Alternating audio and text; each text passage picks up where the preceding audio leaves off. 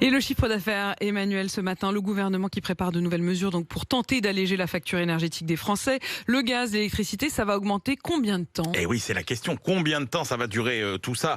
Alors malheureusement, les espoirs de ceux qui espèrent une chute des prix de l'énergie dès la fin de l'hiver, on nous dit bah oui, forcément, il y aura besoin de moins de chauffage, etc. Ça va baisser. Et ben non, ces espoirs risquent d'être déçus parce qu'il ne faut sans doute pas attendre de baisse avant au moins un an, peut-être même voire deux. Alors d'abord parce que le pétrole.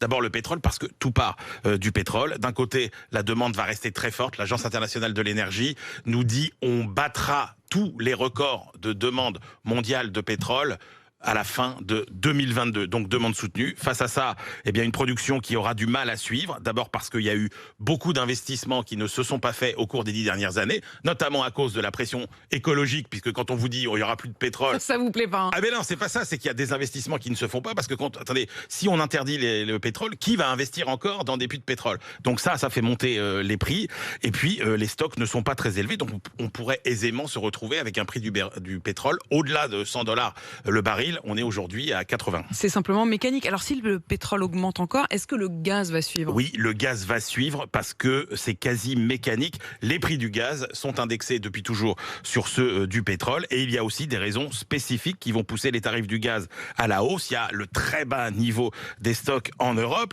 la transition écologique encore, messieurs, dames, le remplacement du charbon par le gaz, ça pousse les prix du gaz à la hausse. Les certificats verts, ça pousse aussi les prix du gaz à la hausse. Et puis la Norvège, gros producteur, a du mal à augmenter sa production, tandis que la Russie, elle, ne souhaite pas le faire. Et puis l'électricité, on la fabrique avec du pétrole et du gaz, mais pas que. Ah bah non, pas que. Il y a aussi évidemment le nucléaire, sauf qu'il y a des raisons spécifiques aussi au marché de l'électricité. Il y a par exemple la nouvelle organisation du marché qui va faire grimper les prix jusqu'en 2025. Il y a les besoins de financement croissants d'EDF. Il y a l'investissement dans les réseaux. Il y a les compteurs Linky, etc., etc. Bref, la facture énergétique va sans doute bientôt représenter 10% du revenu des Français. Il faut savoir que depuis la Deuxième Guerre mondiale, ce serait la troisième pire situation.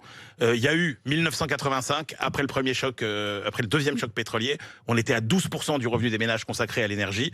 2011-2013, 10%. On va retrouver ces niveaux-là. Donc l'effort qu'on dépend de nos dépenses énergétiques, c'est quand même assez rare que ça atteigne des niveaux pareils. Et on pareils. continue à en parler tout au long de cette matinale, de cette augmentation record des prix du gaz. Mon invité à 7h40, ne le manquez pas. Donc dans un gros quart d'heure maintenant, elle représente le fournisseur alternatif Eni.